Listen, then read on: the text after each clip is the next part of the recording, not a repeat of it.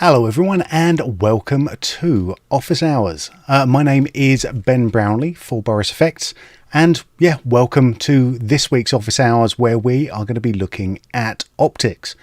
Now, for those of you who haven't been joining us for Office Hours before, this is a slightly more relaxed and low-key version of our live streams, where we just spend the next 60 minutes sort of just noodling about in a piece of software, showing you some different nice little tricks and tips about the topic of the day. We have different hosts and different bits of software, of course, but today we are going to be looking at optics. So we're going to be looking at still images, and I'm going to be talking about color.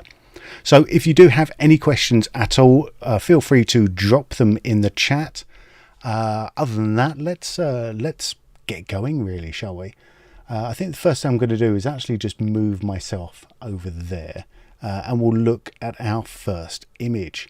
Now we've got a few things that we can look at today, and there's no particular sort of order that I'm going to go through. So if there's anything on there that you want to see first, just let me know in the chat. Alrighty, let's. But you know, in lieu of that, because I know we are on about a 30-second time delay, I'm just going to bring in my first clip over here, my first shot over here, which is just like a little standard type of portrait. Now, one of the things that I get told a lot when talking about optics is that there's a lot of filters in optics, and there are. You can't really deny it. We've got it's actually hundreds of filters really, sort of split up into all of these categories, and it can feel a little bit sort of overwhelming sometimes. Where do you start? That's often the question that I get asked. So today I'm going to limit myself to 2 categories only. So I'm going to be looking at the color category, and I'm also going to be looking at the grads and tints category. Now this means that I can't go into Film Lab and do use some of my favorite presets or favorite filters that we've seen many times before. In fact, every time I show optics, I gravitate to these simply because I use them the most. So it's a bit of a challenge for me as well to sort of step out and step away from the effects that I'm used to using, and we'll look at some other ones. So when we're approaching a shot like this, let's just have a little just reset that. Now this actually looks like quite a nice image anyway. So all I really want to do with this one is try to just kind of finish it a little bit. So kind of add a little bit more depth to it if possible, and maybe sort of a bit of a color treatment, because that's that's one of the things that I sort of tend to move towards, is to kind of look at an image and see how I can begin to add more depth to it. Can we draw a little bit more out of the available contrast? And there's a couple of little tricks that I sort of use quite a bit, and one of them, in fact, these first 2 come back from my sort of Photoshop days. So these are before I used optics, these are things that you can do directly in Photoshop. Because one of the first things I'm going to do is actually do nothing. If I come into grads and tints, let's take, I'm going to say let's take anything, but let's pretty much take anything. We can take a photographic one here. I want to take something where I'm not actually affecting the image at all, or there's a way of not affecting the image. There we go. Okay, here we go. So with tritone, I've got a little mix with source, and I can set this all the way up back to 1, which means this is my original image again. So really, I'm just kind of using a dummy effect to do this. This could be pretty much anything, and I'm going to draw you up to the layers in the top left-hand corner, because this is where all the fun happens. Because we can start to stack different effects together, and we can begin to blend them together as well. I'm just going to zoom in here, and this is with the blend modes. So we have a good variety of blend modes. These are the ones that you are, if you worked with Photoshop before, or something like After Effects, or pretty much any visual software now, we have this concept of blend mode. So it's how these layers start to blend together. And the most, sort of the ones that I use the most are obviously going to be things like multiply, which is going to make the image darker in a certain way. Maybe we'll talk about the maths a bit later. We'll have screen, which is always going to make the image lighter in some sort of way. And then we have something like overlay, which is a mixture of multiply and screen, for want of a better way. So anything where we have a level that is below 50% grey, that's going to be the equivalent of using a multiply on that area. And wherever something is above 50% grey, we're going to be using the equivalent of a screen. So we'll get into a bit more there a bit later. But then we have one of my favourite blend modes, especially when I'm doing something with portraits, or actually, portraits or even product shots as well. Anything where I want to get a kind of more subtle blend happening together without having either everything kind of blowing out or going a little bit too dark, and that's soft light. So soft light works similarly to overlay, but you can see that the effect that we get in the end isn't quite as harsh. So if I'm looking to just quickly add in some sort of nice contrast without wanting to go in and actually fiddle about with it with curves or any other controls myself, sticking a layer over the top of itself and then using soft light is a classic method. Oh, hi Michael, it's good to see you. Yeah, if you want to say hi in the chat, everyone who's watching, then feel free. If you just want to sit back and watch this, then sit back and watch. So we've got, along with the blend mode here, we've also got the opacity. So this is how we can choose how strong we're going to be blending that layer back in. So 0% opacity, we're not using it at all. And 100% opacity, we're using it completely. Now, I tend to want to build up these effects slowly, because I find that, if you sort of set everything at 100% and just sort of walk away, you might get the effect you want, but it can be a little bit unsubtle. That's the word I'm looking for. Well, it's a word I'm looking for. So if we blend this thing, or blend these layers back, it affords us the opportunity to start to build up different layers together, and then in that way kind of build in a bit more depth into the image, and something that looks better, and is not just, oh, I've stuck a filter over the top of it, something that you've thought about a bit more. So there are sort of two different ways or two different things I'm looking for when I'm trying to enhance an image. That's trying to look at the contrast, so the brightness and contrast, and I think the brightness and contrast is looking pretty good here now. The other thing is looking at the colors as well. So that's the sort of secondary stage for me. And if I'm just looking for a kind of quick look, a quick sort of tint, there are a number of different ways of kind of doing this. And here's one of my favorites. I'm just going to turn on or add in another layer just at the top left hand corner. So add another layer in, which means I can start to build up more effects.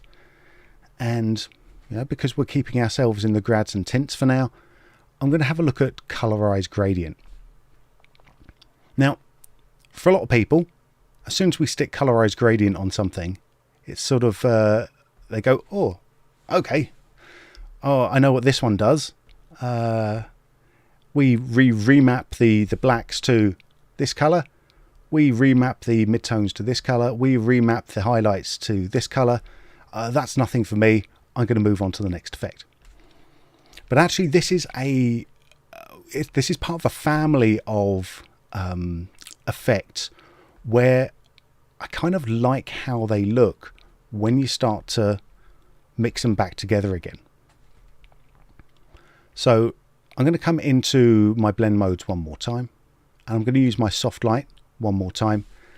And now you can see, if we just preview this out towards the, versus the original,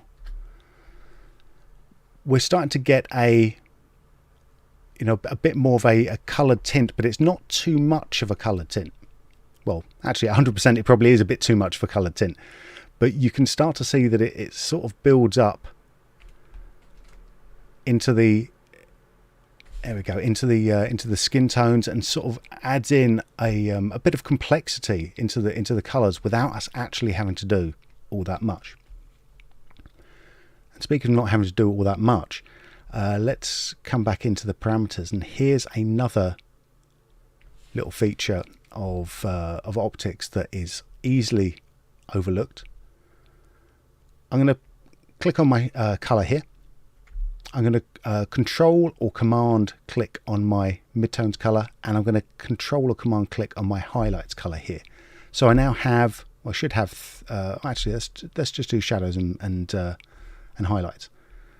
So I should now have, we look down the bottom, these variations popping up. And these are random variations based off of the parameters that we have selected. So if I click on one of these, we can actually start to get variations based off of what we were doing before. So maybe what, we could just come in and find a random,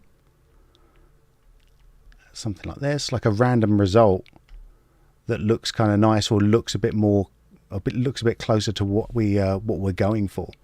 And variations is a nice low impact way of kind of experimenting a little bit without us actually doing too much. And in fact, with the midtones color here, I'm just going to desaturate this completely. And once, let's just undo that. So you can see the difference there with the midtones enabled, everything getting a little bit muddy and a little bit sort of, what's the, I can't even remember the disease now. Like where your liver starts failing and everyone turns, and you turned a bit yellow. That's one. If you know that, just let me know. But we take that to white, and that sort of helps out a little bit. So we're just getting the kind of the tinting going on in there, and that's kind of interesting. I like where the purple is going there. Jaundice, I've just been told. Thank you very much. Of course, it is jaundice. Yeah, so we just experiment a little bit here. Maybe take the saturation down a little bit on the yellow. That's kind of got a little bit more of a fashiony look to it without us doing a lot. So that's the before. Confusingly enough, it's over on the right. And that's the after. So just a couple of different effects, and that's I'd be happy with that. We could start to build on that a little bit more, but I think we'll take a little look at another image there. Hang on, let's turn this off and let's do a wipe instead. There we go. Before, after, before, after. It's kind of nice. One thing with optics, if I save this out now, after, if I save this out as a TIFF, let's bring this in here. Yeah, if I save this out as a TIFF here, what's going to go Annika after, and hit save, I can save this out with my setup in the image. So if I'm using optics standalone, then it will save all of my setup with the layers and everything along with the image itself. If I was using this as a plugin within Photoshop, all we have to do is remember to save things out as a smart object. So package your image as a smart object, and Optics will remember what you've done as part of that smart object as well. So that's kind of nice. Right, any votes on what the next image we look for? We got a little kitty cat, we got a flower girl, we've got James, we've got some light streaks, got our sportswear couple, we've got a flower wall. Any requests here? If not, I know we're then if we don't get the one that you're after now, then we will do that one next. But let's I'll take the sportswear couple, because that lets me talk about something different, I think. Okay, so with this one here, what I'm going to go for now is, I think I just want to have a way of lifting up the color in the background a little bit, or lifting up the lightness in the background. I think that the background itself was shot a little bit too dark for the look of what we're going for. So, you know, this is a kind of quite a common area, a common issue, is that we either got to fix the background, or maybe even like be the worst is try to balance out lots of backgrounds. So let's come in, and what we're going to do on this one, let's go straight to color, and I'm going to use, we'll start off with curves, just because that's fairly straightforward to see what's going on.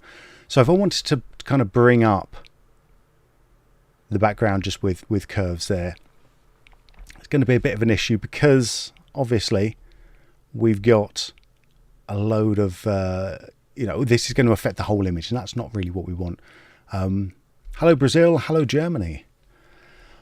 So what we're going to do is we're going to come over into our layers again, and we're going to do one thing that I love to see, which is add a mask to the image. And I do this actually very, very regularly. We're going to explore a few of these over the next 40 something minutes. So I'm going to start with easy mask, because this is always a good good one to start with, because easy mask is pretty simple. What we're going to do here is we're going to define two little areas. We're going to define what we want to keep in, and we want to define what we want to take out. And I'm going to do this without touching any of the default values. I'm just going to come in, and with my pen or my mouse, just going to scribble over the background, because I know I want to keep in the background here. And I'm going to right click and scribble over the bits that I don't want to keep in. So I don't want to keep in either our female model or our male model here. So just very, very simple. Maybe we'll just squeeze a little bit more of the hair. There we go, don't want that. And I'm just going to hit enter on my keyboard, and that's going to take a second and process that out. And it's going to give us this sort of mask, which is kind of a pretty good mask for the default. We can come in and we can just right click to add a bit more green, and left click to add a little bit more red in there, and I can just process this out again. So maybe we'll keep in a little bit more of that mask there, and that just refreshes or refines the mask a little bit. So let's turn off, or let's come over into our image again. And now if I start to play around with this, we can start to, actually see that we're now only affecting the background. Yeah, one of the great things about using the easy mask is just how much of that hair detail just gets retained. It's really, really nice. But I might not want to use this effect. No worries. Let's just turn this. I'm going to turn the effect off for a second. Add in another layer. And maybe I'll use a different effect. Something that lets me deal with brightness and also like saturation as well. Yeah, develop is probably a good one here. So now I've made my mask. I don't want to have to remake it again just because I'm applying it to a different filter, just because I changed my mind. So all I have to do to copy it over is just click and drag it onto the other effect, and that's it. So now I can come in, should we see if we can push our exposure up a little bit. We'll take our saturation down, keep the contrast where it is, I think, actually. Saturation down, maybe push brightness up. Don't want to push the brightness up too much. Maybe push it a little bit over here.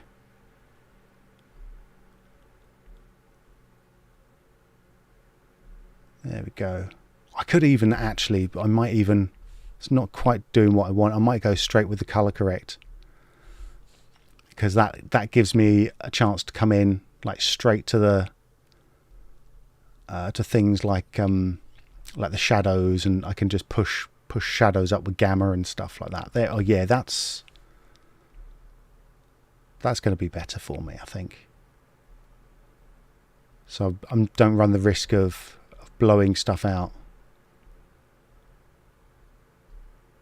And we can define what our ranges are as well. But that's I think this is going to be the way forward.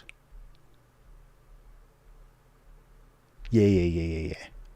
That's the way. So we can definitely tell that this is not something that I practiced, because I'm still discovering it at the same time you are. And that's the fun of office hours, I think. It's always about, yeah, discovery. Is there something I've got going on down there? Oh, we can look at that later. But let's take a little look. I can actually just do a sweep there. Yeah, that's probably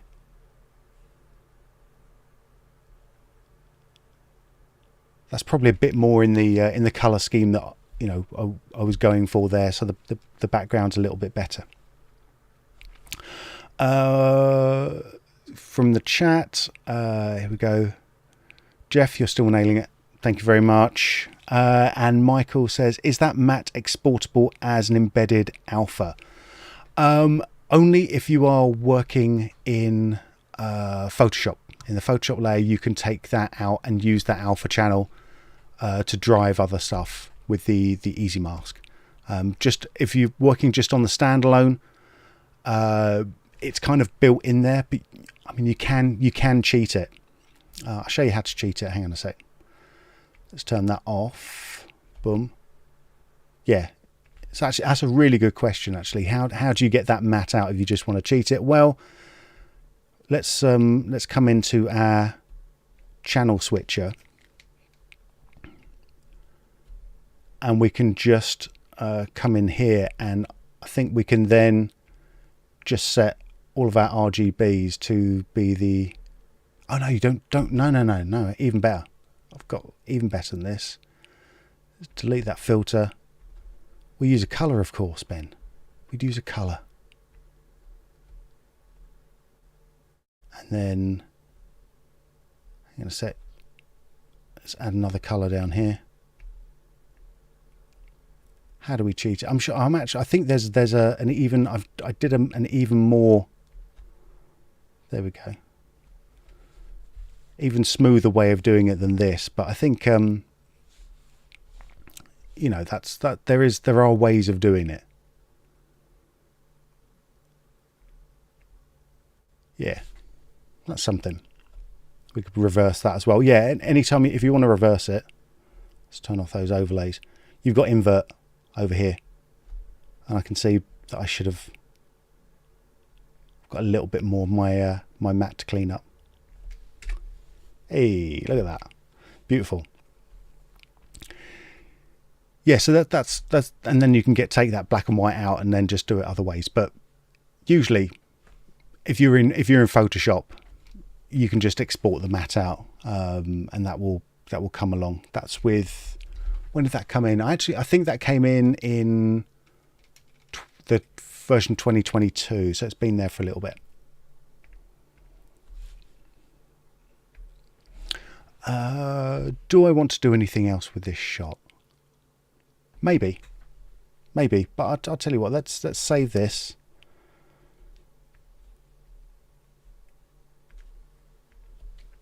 And then we'll come back to it if we've got anything else to do with it.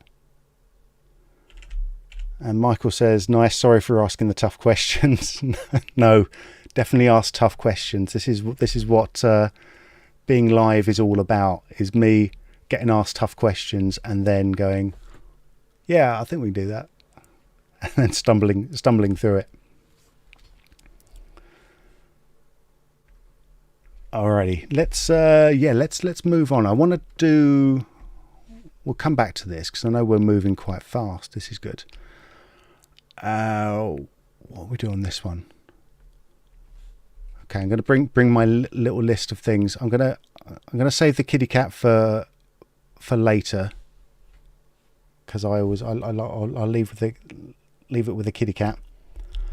Shall we? Yeah, let's look at the light streaks. Jeff says, I love this concept of office hours, such a great idea. Yeah, it's really nice. It's a much more relaxed type of live stream. We do the formal live streams and all the other stuff, but this is just a way of me kind of exploring stuff on the fly. If you like roto, I've actually done office hours where it's just been me rotoing for an hour, which I don't know, I kind of liked it. I'm not sure if anyone else liked it, but I kind of liked it. Alrighty, yeah, let's have a look at this one. So with this image, I kind of want to play up what's going on with this. And obviously, like the biggest things that we've got are the kind of the stripes coming from the hair that I want to sort of enhance a little bit, and then probably just overall improve the contrast and make the contrast of this stand out a little bit more. I mean, I do like the shot, but I think we can do better. So when it comes to enhancing particular colors, we could do it the difficult way, which is just use a color correction or a selective color correction and kind of select which areas that we want to do, like pull a key and do all that sort of fun stuff. We could do it that way, or we could do it the easy way. And we've got a filter here that is designed to do all of that stuff for us. And that is the enhancing filter. So the enhancing filter, it's a color key where we can come in and we can choose what we're really looking for, either red, green and blue, or we can get a custom hue in here as well. We can change up the range a little bit, blur out the image a little bit, but really we've got one proper control, or like proper enhancement control, and that's the enhancing, and that just gives this a little bit more vibrance.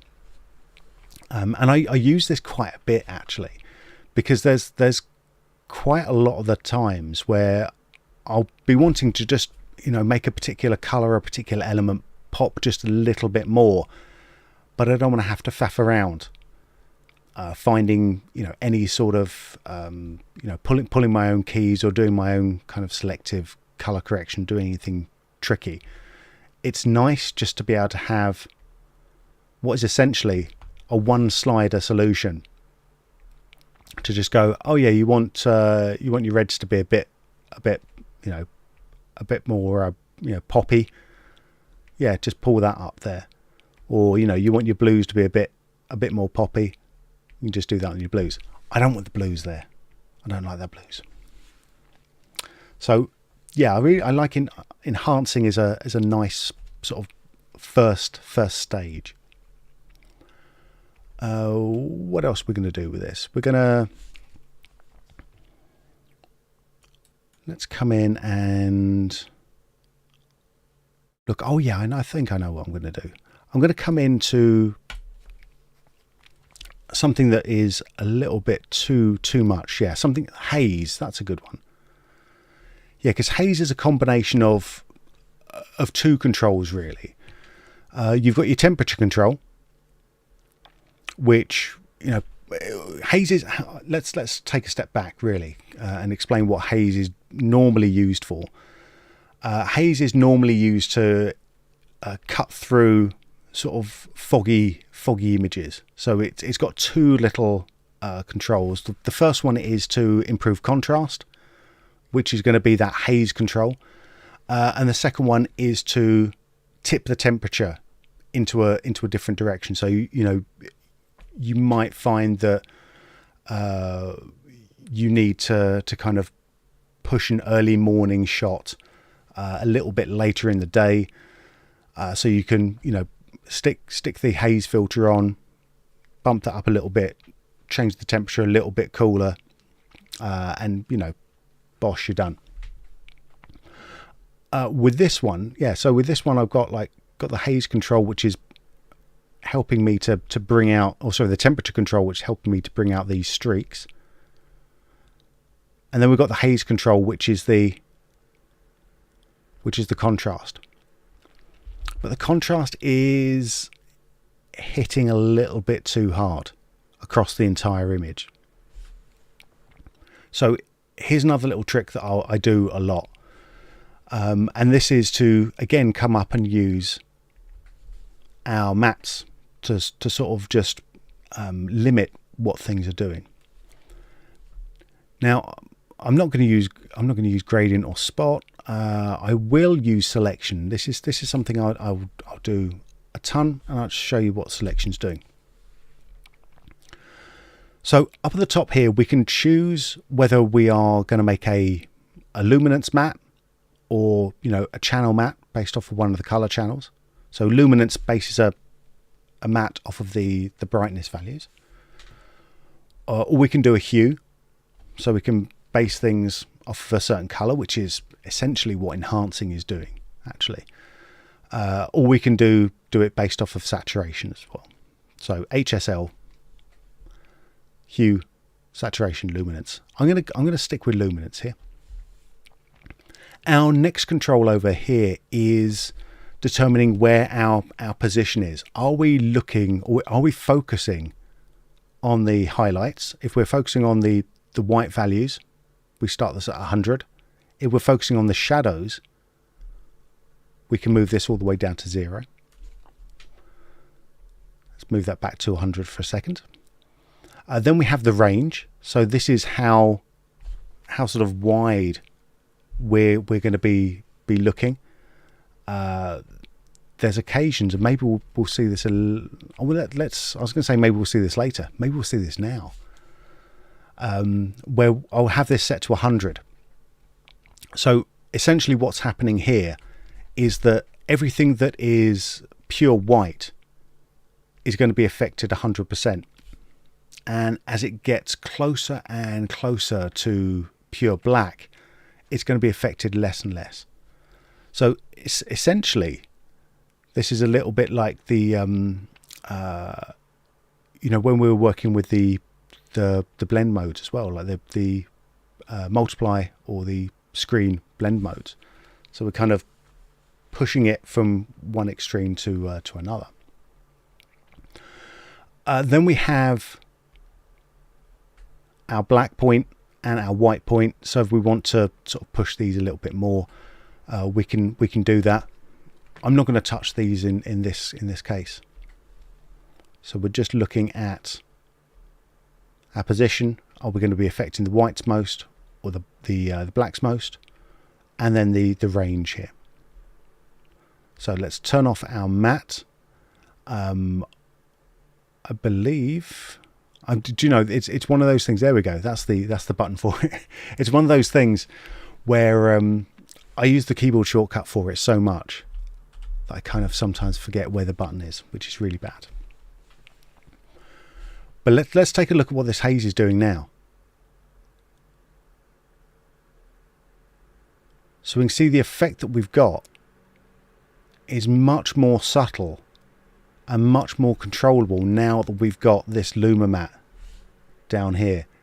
Yeah, keyboard shortcuts are the way to go. Keyboard shortcuts are the way to go. And at some point, you know, I try to keep all of the buttons in my head and all the keyboard shortcuts in my head, but there's a lot of software. There's a lot of software that we that we use. So some of them kind of, it becomes muscle memory. Yeah, one of the things that we can do here as well is, why not just, you know, try and bring this in with a blend mode as well. So add a blend mode in there as well. So let's try not to push it too hard. Maybe we'll put, you know, we'll push it just enough. Let's have a little look. Take a look at the before and after. Oh dear, I'm gonna have to zoom out a little bit, aren't I? There we go. Okay, so that's the before. And that's the after. It's starting to get a bit more dramatic. Kind of like this. Could it be more dramatic? Probably. But one of the questions I've been asked before is like how do we tell whether stuff is starting to burn out, go too bright? And there are a few different ways of doing it. You know, we do have the histogram over here, which shows us, just underneath my face. Okay, so we do have the histogram up there,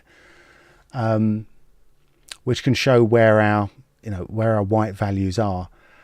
But there are other ways of doing this as well, if we don't want to use the histogram.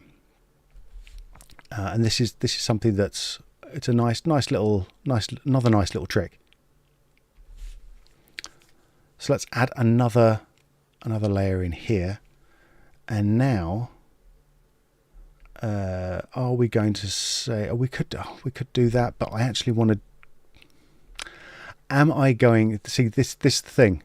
I've kind of said that I'm only going to look at grads and tints and color, and this falls into. I don't think this falls into either of the grads and tints or the color, but maybe it does. Shadow. Oh yeah, shadow highlights. There we go. Okay, so here's the shadow highlights plugin or the effect, and this is usually used to recover shadows, so it sort of brightens up the shadows up a little bit, or stops the highlights from burning out. That's really, really handy. Now, the way that it can do that is basically it's done its equivalent of, let's turn this off here. It's done its equivalent of this kind of matte here. So basing it off the luminance. So how do we see that? Let's make sure we're on here. Oh, I tell you how we see that. We try and do too many things, and we crash stuff out. Right. So let's build us back in. Now my fancy zones aren't working. Light streaks. I knew what we were doing.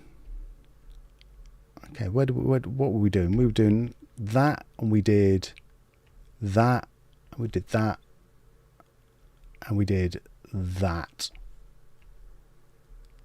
We were in this sort of ballpark. There we go. Okay, and let's add in our shadows highlights. Yeah, so the way you can do that is by using these position and ranges to show us what the shadows and highlights actually are. And we can view those mattes exactly here. So with the highlights, it's showing us the positions that are 100 with a range of 80. So like this is showing us not just the absolute white values, but 80% of the stuff that's going down towards black, and sort of showing it as a sort of curve as well. So if I take that down to 0, so if my range is down to 0 and our position is at 100, we're only going to see the brightest pixels now. So if I'm monitoring, if we were to look at the layers on the top left again, if I'm monitoring my shadows and highlights, but I'm editing the layer underneath, the haze layer underneath. Let's see if I can push this too far. Yeah, okay, here we go. Yeah, set my blend mode to linear dodge, and now I've blown out like a ton of areas here. And in fact, if we let's monitor both of these together, you can see I've blown out those areas completely. As I'm pulling this back and pulling the opacity of that layer back, you can see at some point I'm not blowing out anything at all. I'm blowing out just a little bit. So there's a way. Let's set this back to screen, set this back up. So there's a way of seeing whether we're pushing our values just a little bit too high.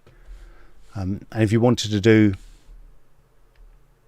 the same sort of thing with the shadows, we can do that as well. Set that to 0.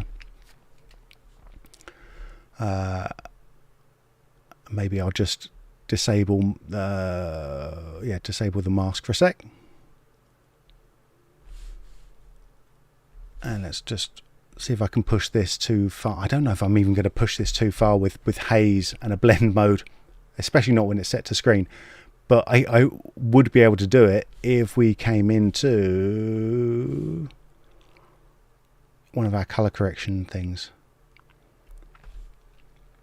Let's take this. Where's our shadows? There we go. Let's take our brightness all the way down. There we go. Hey. There we go. With the contrast super crunchy, we've now lost all of those shadow details. Boo! But yeah, that's a nice little way of being able to visualize that using a shadows and highlights. I'm sure there's a cleverer way of doing it as well, but this is my way of doing it. There we go. Let's get rid of that filter, delete that layer, thank you very much, and let's turn that one off.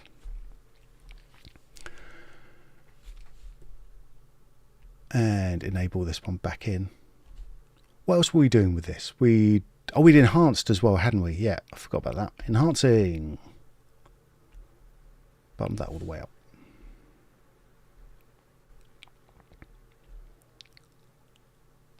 Yeah, I'm liking where this is going now. So before and after. Is there something else that I want to do with this one? Oh, I've just seen the time. Oh, I'm going to move on. This stuff just moves through so quickly. This office hours always just goes in really fast.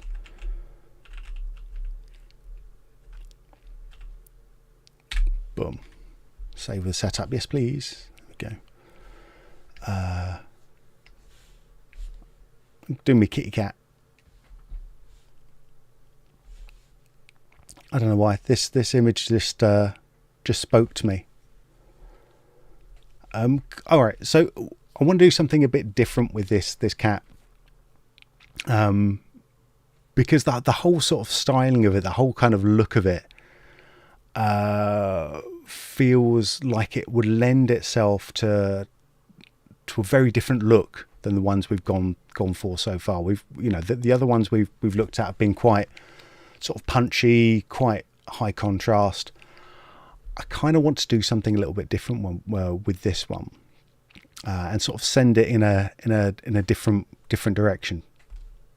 Now, usually, I would just hop into Film Lab, go into my film stocks and just kind of plod away through here and figure something out that I really like. I'm not allowed to do that because that's not what we're about today. We are only about the colour and the grads and tints. So I think I'm going to go... No, I'm not going to do that. I'm going to go with gels. And I'm going to find something that is going to be... Actually, no. I'm not going to go with gels. Am I going to go with gels? I really want to go sort of tinting. Michael says go full on kaiju, lasers coming out of his eyes. That's a particle illusion or an ultra glow one. I'm not going to do that. Or am I going to do that? I might do that. The siren song of being able to do lasers out of a cat's eyes might tempt me a little bit later. Let's find something in that thing there, and let's use another blend mode. Screen's a little bit too much. Oh, hue. Not as in the man called Hugh, but Hugh's quite kind of nice. That's given us a sort of that kind of 2-strip look that I almost wanted before. I kind of like that. Right, let's go with that. Okay. So we've got a tint, we've got a purple tint. Setting this to hue, so it's affecting the hue of all the values, which means that if we look at the green, all the greens up there, as I start to bring this hue out, those greens are just going to disappear and we're going to get that lovely kind of 2-strip look. Yeah. All right. I'm happy with that. And let's come in and let's add another one here. And let's set this one. Kind of thinking, where am I going to go with this? Okay, I know what I'm going to do. I'm going to go low contrast. We're going to get this sort of faded look. Or am I going to go full on? I don't know. I am actually ridiculously tempted to just go kaiju, but no, I'm gonna stop myself there, and just we're gonna carry on here. All right. So let's repeat that same little trick that we sort of did at the beginning of this session, where we take like a version of the image and then soft light it over itself.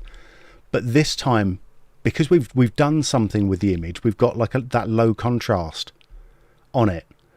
We're not getting that. It's sort of starting off both a little bit brighter, but we also have this this light spread as well. So it's giving us this sort of soft, subtle blur going over the top. So if we mix this back, there's going to be a stage where I'm going to be really happy. And it's going to be just chocolate boxy, like enough, but not too chocolate boxy. Like not ridiculously. Oh, hang on. I'll show you what I mean with something that's just too much. Where are you? There's my blur. Yeah, like your typical kind of like. Sort of your 80s or 70s and 80s Vaseline over the lens. I'm not really in for that. Hello, Mohammed. Hello, and we got here Snahasis as well. Thank you very much for joining us today. Let's get rid of this, and we'll get rid of the whole layer. There we go. All right, so let's see where we've come from and where we're going to. Okay, cute little kitty cat. I still want to do something a bit more dramatic. It's kind of fun. I need something a bit more dramatic now. And let's have another look, because I want to actually do something again with the grids, the grads and the tints. And I'm going to use sunset. Oh, I want to use skin tone for something. Let's use sunset.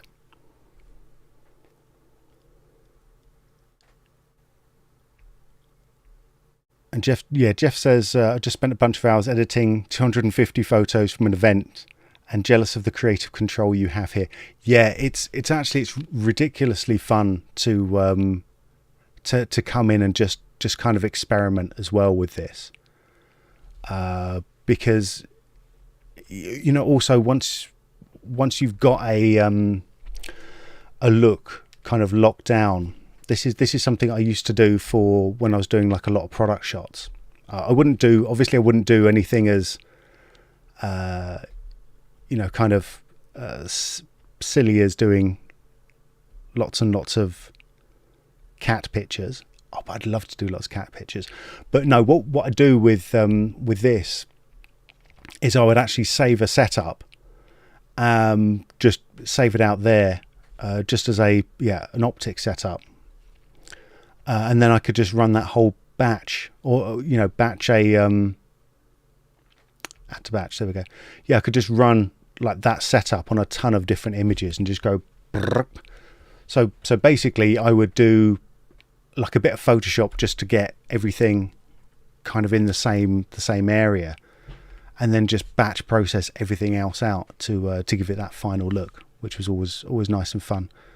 And it would look like you'd done a ton of work on it as well, when in reality you'd done a ton of work on one image, and then just repeated it across the rest of them.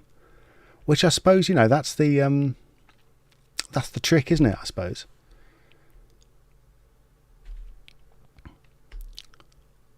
All right, okay. That's what I'll do. Let's do color spot, and I'm going to do another selection matte.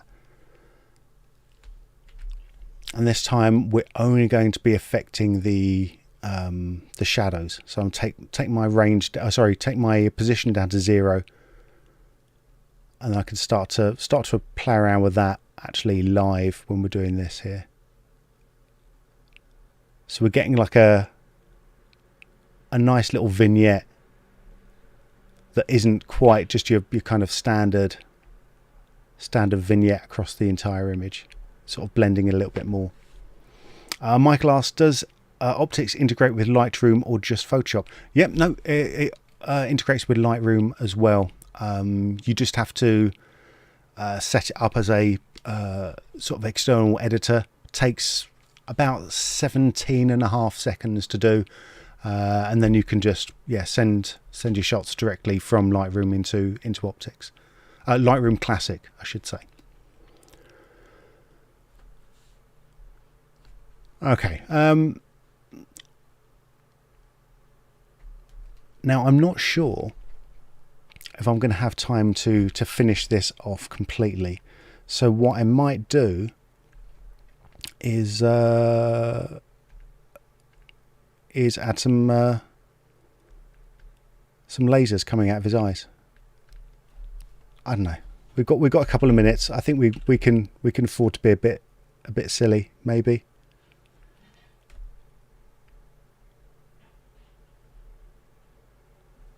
Okay, yeah. So I've got optics. Sorry, I've got what's it called? I've got particle illusion here. Particle properties. Let's get this going around the other way. Let's rotate my world 180 degrees. There we go. So now we've got a beautiful little kitty cat. Let's duplicate this layer, and he's also got beautiful kitty cat laser beams coming out of his eyes. I'm not sure why this is happening. Well, actually, I do know exactly why this is happening. This is happening because of Michael. But should this be happening, I'm going to say not. But you know, here we go. This is for season 4 of The Boys, where one of the superheroes is now a little kitty cat. I don't know. Oh, what? Sorry for the slightly kind of disorganized way of ending office hours. I think, you know, we don't generally kind of descend into madness like this, but you know, well, let's have a little look. Let's A/B our cat. I mean, who's to say which one's better? Except me. You know, beauty's in the eye of the beholder. Obviously, I love the one on the left a lot more. All right, well, that's I mean, this you know, this the fun thing about office hours. It's me or one of the other you know, Boris FX you know, content creators to the rescue, specialists. Here we are. We're product specialists. I don't know, whatever we're called. We're here and we sort of, like, every week we sort of take apart a different bit of software, take apart a different topic. We have been focused, like, quite specifically on different software, like Boris FX software. If there is a sort of a bigger topic that you would like to cover instead, you know, something like color theory, or, you know, the practicalities of green screen, then, you know, just let us know in the comments below. If you're not live in chat, we'll try and do something like that. I mean, there's a ton of different topics that we could be covering, but anything that would, you know, lend itself to a slightly more kind of informal setting, I think is good. Like a little hour-long masterclass would be good. But I'm going to see if I can cut back to my full screen camera there. I want to take a last look at the chat. We're just going to say thank you very much to everyone who was following us live. Thank you very much for getting involved in the chat as well. It's nice to see people live. We're doing this a little bit earlier this week to fit into my European time zone. We'll probably be back at the normal, more US friendly time zone next week. But yeah, let us know what you think. Let us know of any topics that you want to see covered in future office hours. Thank you very much for spending an hour with me and Optics. My name is Ben Brownlee for Boris FX, and I will see you again very soon. Bye for now.